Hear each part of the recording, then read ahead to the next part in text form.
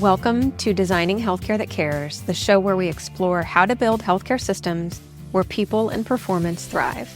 I'm your host, Dr. Laura Suttin, a physician, coach, and healthcare leader who believes that human flourishing and organizational excellence go hand in hand. Each week, I talk with leaders, change makers, and innovators about how to shift culture, lead with purpose, and tackle the root causes of burnout. Because when healthcare works for the people in it, everyone wins.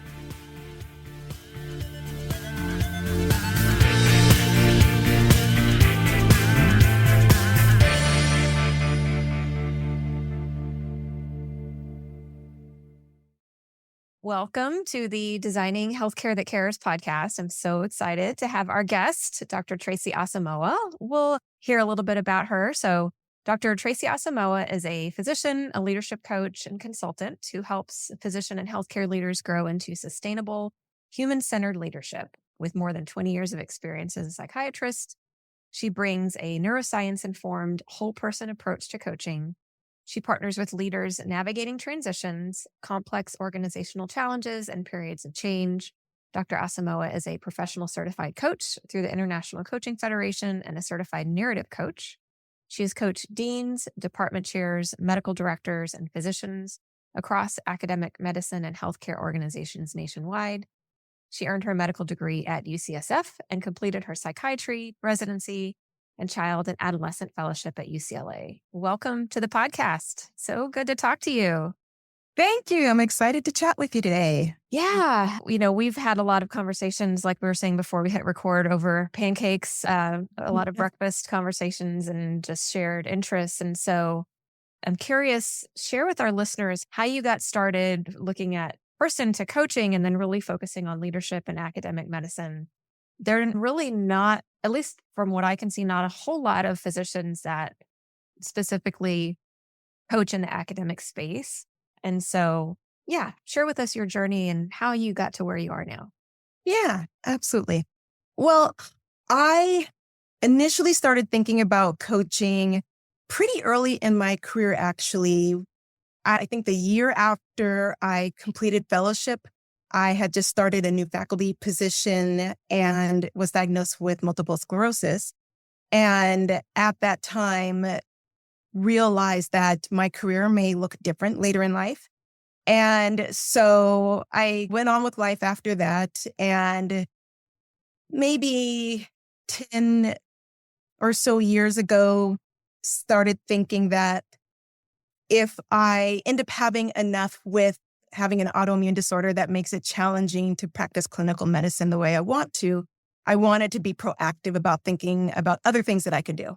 And so I discovered coaching at that point and just started exploring it and thinking about if this is something that I'm going to do, what would it look like to transition into that career? And so coaching was really just another way that I could stay in a helper profession, but maybe in a way that was a little different than clinical. I liked the flexibility. I liked the way that I could shape what I would do as a coach, but still really wanted to stay present in healthcare to have an impact. If it wasn't direct patient care, I wanted to have impact and support those who were doing direct patient care. I trained as a leadership coach, not really thinking that intentionally about why leadership coaching. It was just the program that I found that I really liked.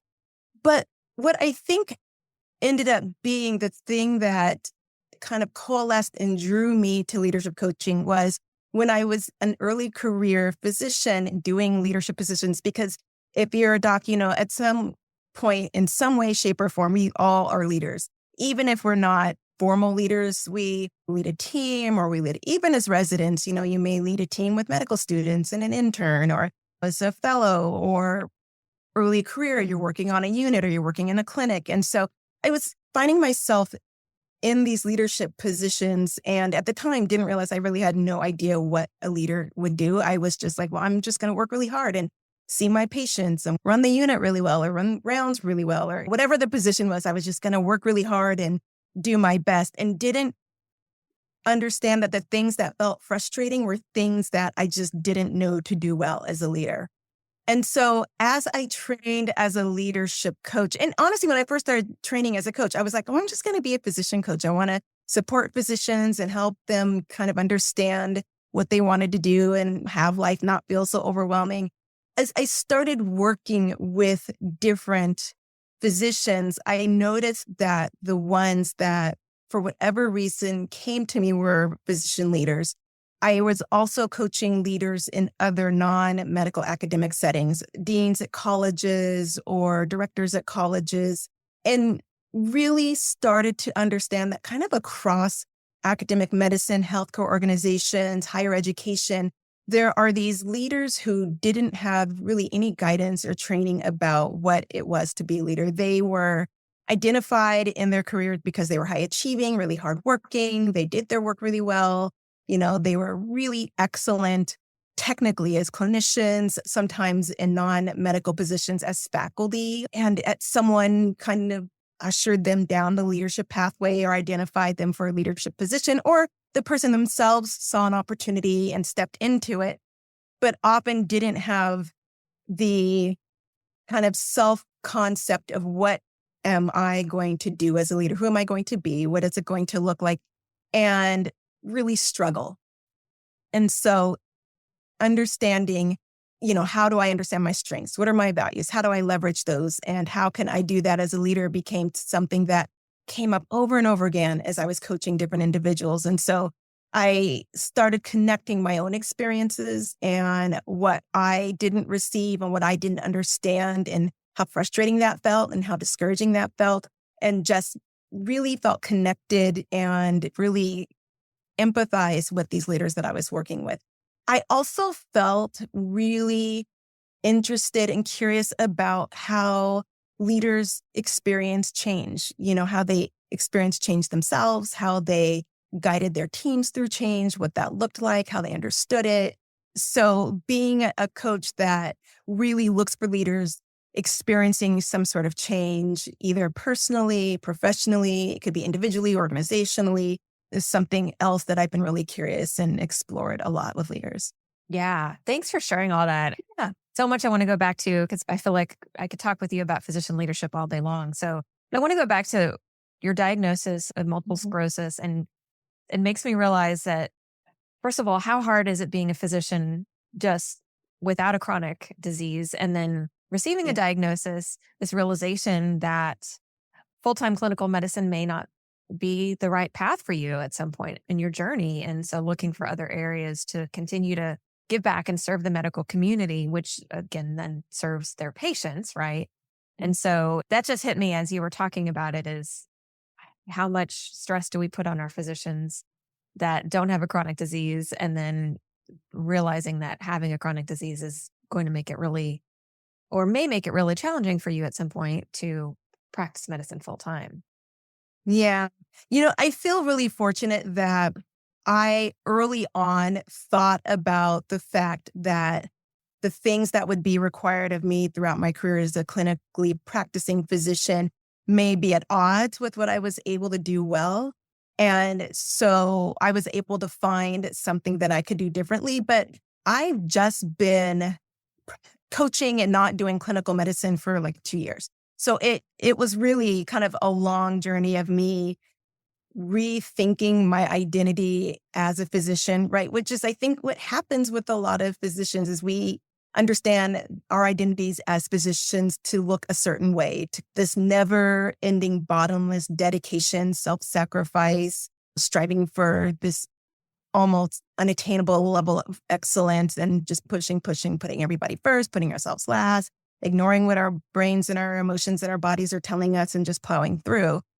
And being diagnosed so early in my career, for a while, I was doing what we all do as physicians, but I had also the opportunity to think about what will allow me to have a career that's actually sustainable, what will give me longevity, what will allow me to define that and not kind of be forced into a corner because I couldn't do something the way I wanted to do it anymore, but maybe doing it in a way that allowed me to build and create a different way of using my skills and leveraging what I could do well intentionally and not just kind of reactively like, oh, well, I guess I can't practice medicine anymore because this has happened, or, I don't have the endurance anymore. I don't have the focus anymore.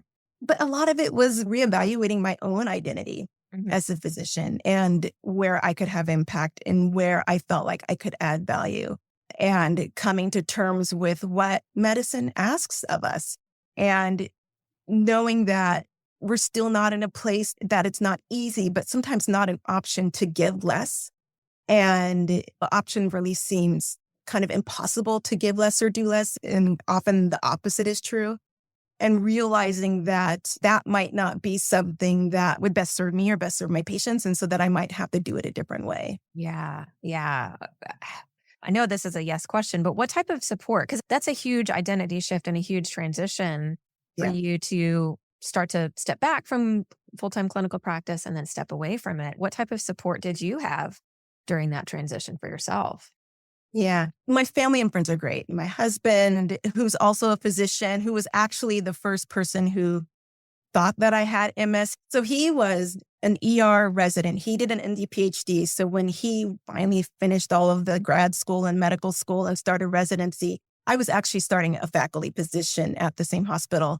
And when I started having symptoms and described the symptoms to him, he was like, oh, that sounds like MS, the furthest thing from my mind. Yeah. And from the moment that we learned that that was the case, he's just been super supportive. My mom lives nearby and we have 2 kids and she's been supportive helping with my kids.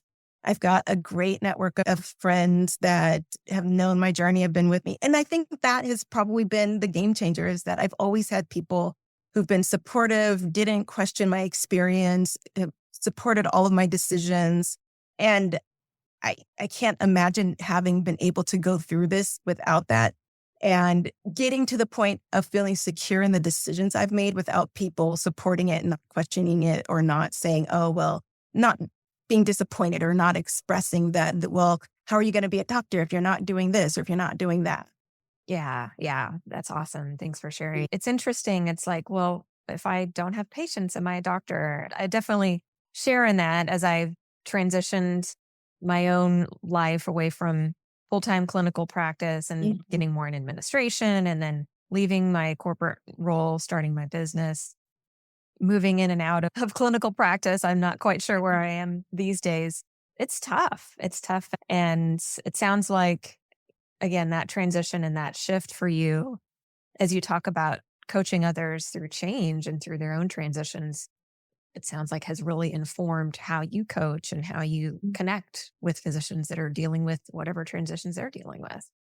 Yeah, absolutely. And also understanding that it's not that I've gotten to some definitive point that I'm like, well, I've clearly left this identity and I've transitioned into this new one and there's no questions. The questions of sometimes the thoughts about if you would have asked me 25 years ago where I would be at this point in my career and what I would be doing and what impact I wanted to have, this is not what I would have described. And so it's also that continual self reflection about what are my actual values and how do my values show up in what I'm actually doing right now? What do I understand my purpose to be? How is that showing up? What changes can I make that will continue to align with that, but will also hold what's happening in the present in perspective too? And being really comfortable with pivoting and changing and saying things differently and being accepting of things being different than I thought they were going to be and realizing that and everything that I've gone through so far, it's worked out in a way that I've been able to figure it out in a way that I'm here today. I've found things that I enjoy doing. I've transitioned into this kind of second phase of my career and it's working out in a way that has brought me lots of fulfillment. And so I keep telling myself every time I come up against one of those challenges or something that isn't quite going the way I wanted to, that, you know what, you're going to be at a point down the road where you'll be able to look back and say, you figured it out. It worked out. You'll get to that point. Yeah. Yeah. I have this sign, probably can't see it from here, but the sign on my desk, I think it's Marie Forleo is everything is figure Mhm. outable. Yeah. Yes, Yeah. One of absolutely. my Yeah. favorite. And so what I hear in what you're saying is a lot of faith and Mhm. confidence in yourself and also being comfortable with uncertainty, which is not easy to do. Yeah. Yeah. Being comfortable with uncertainty, sometimes just realizing that in some seasons, being stuck may actually be the point. Like it may not always be that the next action is figuring out what should I do differently or where should I go. It may just be like there is something important about just being still and being in place and just searching for the wisdom there and not figuring out like I always have to be in figured out mode. Sometimes it's just acceptance and listening in deeply in understanding mode and letting what needs to occur next emerge. And so sometimes with clients, it is just giving them space and the opportunity and permission just to say, and maybe you can just be where you are right now. Like, Mm. is that okay? And also, even in that space, saying, and there's always options. There's Right. always something different that you can do. There's always a different way you can see a situation, a different direction that you can go. You might not like all of the options, but there's rarely a time that an option doesn't exist. And so just the freedom to say, I can stay in place and there are options that maybe I don't see. And maybe, not all of the options are equally desirable, but I have options. And so even just having that knowledge can be really helpful. Yeah. Yeah. I want to go back to talking about specifically about physician leaders. And Mm. I'm curious, what are your perspectives on why physicians, and I have struggled with this too, and it sounds like you did as well, why we as physicians struggle in leadership roles? Yeah. A couple of things. I think our ability to establish firm boundaries is trained out of us. When you're training it from the time you, honestly, from undergrad and you're declared, I'm going to do this pre-med pathway and all the way up through completing your residency or fellowship and you're starting your career, you're kind of taught to chip away at your boundaries and just give yourself in an unlimited capacity. And so one of the things that I often explore with leaders is how are you stepping back to see what your capacity is, what's sustainable, what your needs are, what your boundaries are, where can you say no? How do you even recognize when you need to say no? So I think that's one thing. Another thing is becoming an excellent clinician or researcher or teacher, like being excellent before you're in that formal leadership position really comes from focusing on what am I doing? How am I developing? When something happens, how am I learning from it? And when you become a leader, that shifts to actually my job is to now support and develop these other people. Like a big part of leadership is leading others, developing others. And so, in what ways can I do things that aren't focused on just how am I showing up and how am I leading and working my role, but how am I developing others to do the same? Because it becomes less, as a leader who might also be doing some of these other things, it becomes less about how am I looking good and excellent to how are they looking good and excellent and how am I facilitating that? And writing that balance because you may be a leader as a physician, not maybe, almost always. You're leading from an administrative standpoint. So that's all of kind of the business and the financial stuff and leading and staff and all that. And also seeing your own patients and maybe also doing research and maybe also teaching. And then you're going back and forth between I need to develop myself and I need to be able to show up in a certain way. And then sometimes I need to take the spotlight off of myself and look at these other people and make sure I'm giving them the opportunities to do so. And that means understanding communication in a very different way, understanding how you manage your emotions and make space for others' emotions in a different way. And we're just not taught any of that stuff. And I might be dating myself because I am hearing slowly that some of these things are being built into training programs. And so at least there's recognition that we need to be teaching our training healthcare providers how to also be leaders and what's different about that. But most of the leaders that I coach are kind of around my age group, close enough that most of them didn't get that sort of training. And that is a really hard shift for a lot. Yeah. I really identify with what you said earlier about being a new leader. And you didn't say it this exact way, but this was my experience. I struggled mightily with everything. I mean, I was getting my MBA at the same time, which I thought, oh, yeah, this is going to teach me what I need to know. And it really set me on a great path, learning about financials and negotiation and management and all of these things. At the same time, what you said, I just want to go back and highlight that the way that we're trained as physicians almost is in direct conflict with the way that leaders are trained or the way that the skills that we need to have as leaders. So looking after our team, making sure we're asking for help. So delegation is something that I see a lot of my physician clients struggle with, my physician leader clients. So as we're trained, I love that you said we chip away at our boundaries. And the more they get chipped away, the harder it is to bring them back. Yeah. And I struggled so mightily as a new physician leader. And again, I see this in a lot of my physician clients. I thought I was the problem. I thought there was something wrong with me. Am I not cut out for this? They think that I have potential to do a good job, but I can't even lead this team or manage this team or get this initiative to completion. And so I just want to highlight that if you're listening to this as a clinician who's leading, and like you said, Tracy, all clinicians are leaders in some way, and you're Mhm. feeling like you're not doing a great job, it is not you, it's the lack of Yeah. sufficient training that clinician leaders get. And like you said, I see that shifting a little bit too, probably not enough, but I'm starting to see more recognition that if we need physicians to be leading, and if we want them to lead effectively, we have to give them the skills and the tools to do Yeah. so. Yeah. And I want to reiterate what you said for the leaders who are listening that find themselves struggling, feeling like, I don't know if I'm cut out for this, that it isn't just that we aren't given the training to lead well. The way that medicine training is structured in healthcare organizations, especially academic medicine, is actually counterproductive Mhm. to being a good leader. It's very competitive. You're often competing for a limited number of resources, whether they're financial or recognition or opportunities to do things.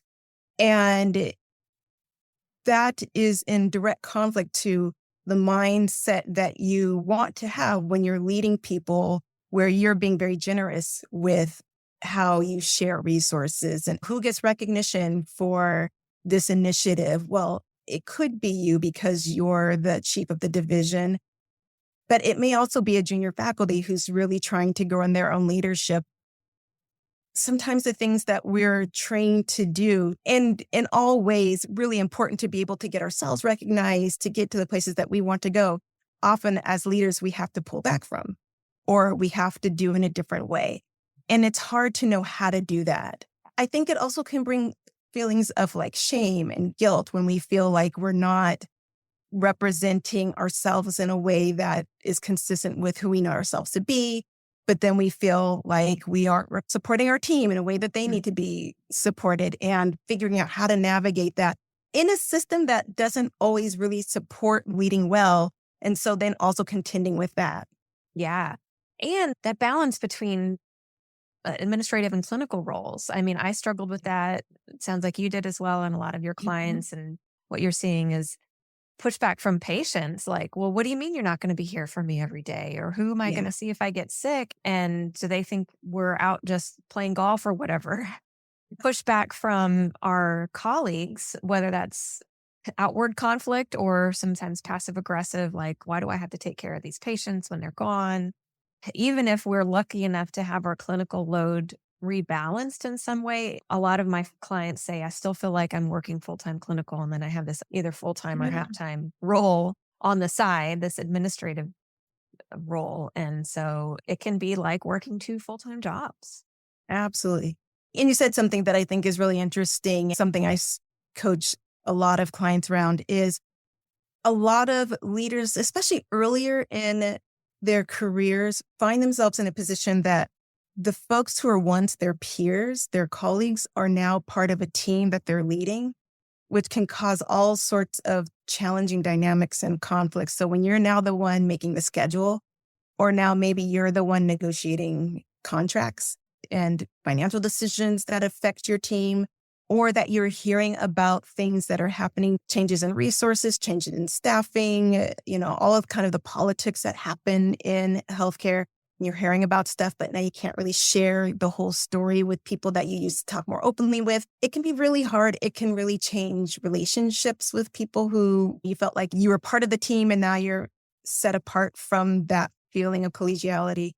And also just this feeling of loneliness. Like I used to have all these people to talk to about what was tough and I can't talk to, I don't feel comfortable talking to the people I used to talk to. I'm not quite sure who I should be reaching out to.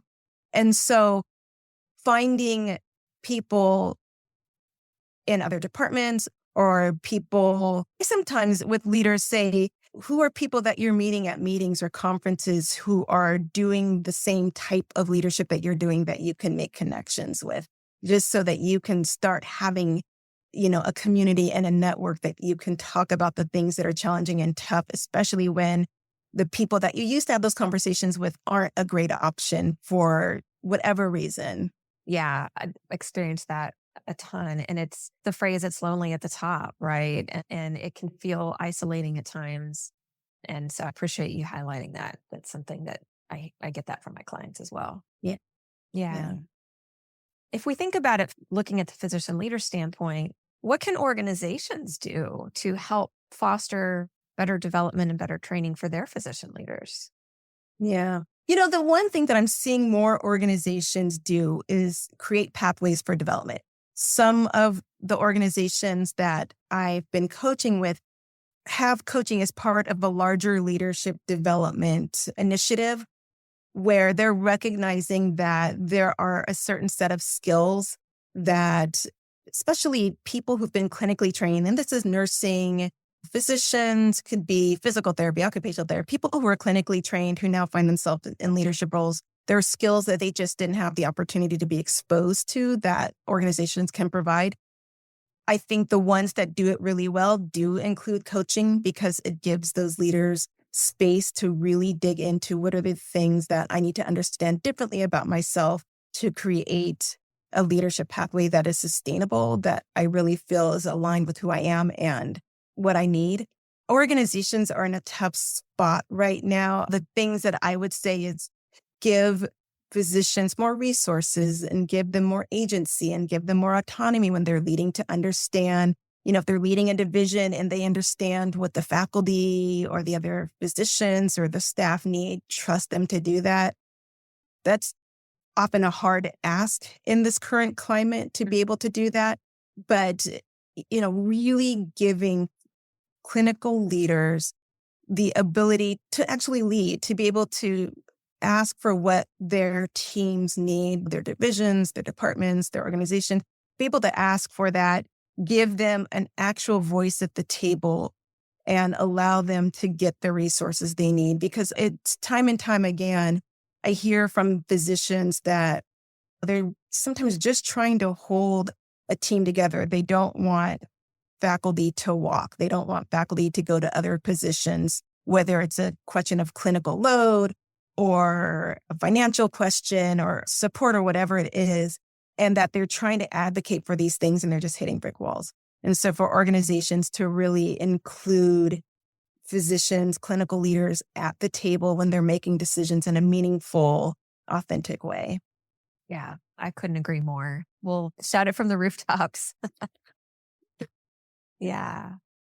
It's been so wonderful to talk to you as always. Thank you so much for being on. Is there anything else that you'd like to share with our listeners before we? Yeah, well, first of all, thank you. This has been a wonderful conversation, and I really appreciate the opportunity to just share some thoughts with you. And I just really want to encourage anyone that's listening out there to just give yourself permission to step back and think about, what do you really need? Give your permission to ask for and take what you need. And I'm not saying what you want. You deserve that too. But I think if we can just start with getting what you need and listening to that, and then working towards, like, I can actually get some of the things I want to, but really listening to our need, asking for it, demanding it, looking for it. I think that would be a wonderful place for everybody to start. Thank you. Where can our listeners find you? My website, sageelementscoaching.com, or I'm also on LinkedIn. Awesome. We'll put that in our show notes. So thank you so much for being here. Thank you.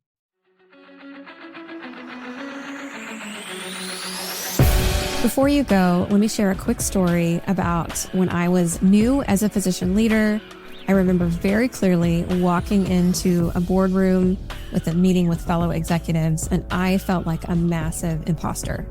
I told myself, I'm not smart enough to be here. I don't know enough about this topic. I'm not able to contribute in the way that I wish I could. I was a physician. I had an MBA. I had other leadership skills. And here I was just doubting myself incredibly. And it held me back. It really kept me from contributing to my team and to the overall organization.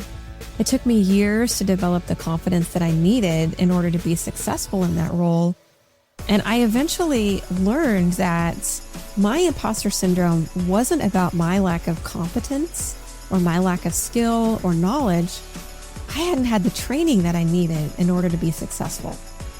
I've seen this over and over in my years of coaching clinician leaders that we're asked to be in leadership positions, but we haven't been given the tools and the trainings. Maybe we've gotten some leadership training, but it's rather generic and it's not meant for us. That's why I created the Clinician Leadership Compass course. This course is designed specifically for physicians, nurse practitioners, and physician associates who are in leadership positions and who are struggling with overwhelm, burnout, imposter syndrome, isolation. I created this course just for you. This course includes real coaching sessions with real clinician leaders, and you'll be able to take away practical tools that you can use immediately to reduce your overwhelm and burnout. And CME is included as well. The course is now open, and when you complete it, you'll earn up to 10 AMA PRA Category 1 CME credits and the Certified Clinician Leader designation. I would love for you to be there. Go to www.thepurposefulmd.com/courses to enroll today, and I can't wait to see you inside. Thanks for listening to Designing Healthcare That Cares. If today's conversation gave you a new idea or inspired you to see things differently, share this episode with a colleague and keep the conversation going. And if you're ready to take the next step in building a thriving healthcare culture, you can find resources and ways to connect with me at drlaurasuttin.com. This podcast is for educational and informational purposes only. It is not medical advice, and it should not replace care from a qualified healthcare provider. Always seek the guidance of your physician or other qualified professional for any medical questions or decisions.